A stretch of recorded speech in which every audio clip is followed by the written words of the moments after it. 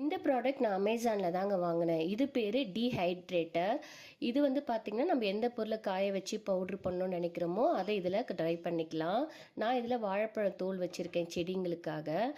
இது வந்து பார்த்திங்கன்னா ஒரு ஒரு ரேக்லேயும் ஒன்று ஒன்று வச்சுக்கலாம். காய்கறியாக இருக்கட்டும், கீரையாக இருக்கட்டும், எதை வேணால் இதில் செட் பண்ணி வச்சிட்டோம்னா நமக்கு நல்லாவே ட்ரை பண்ணி கொடுத்துரும். வெயிலில் காய வைக்கும் போது நம்ம அதோட சத்துகள் போயிடும். ஆனால் இதில் பார்த்திங்கன்னா இது சத்து அப்படியே இருக்கும்.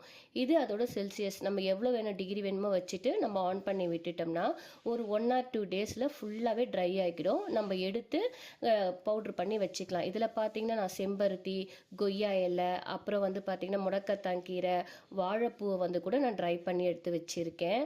அப்புறம் இது நான் மோஸ்ட்டாக நிறைய பண்ணுறது பார்த்திங்கன்னா முருங்கைக்கீரை தான் பண்ணுவேன். ஏன்னா முருங்கைக்கீரையில் அவ்வளோ சத்து இருக்குது. நான் லாஸ்ட் வீடியோவிலும் சொல்லியிருந்தேன். அதனால் அதை தான் நிறைய பவுட்ரு பண்ணி எடுத்து வச்சுப்பேன்.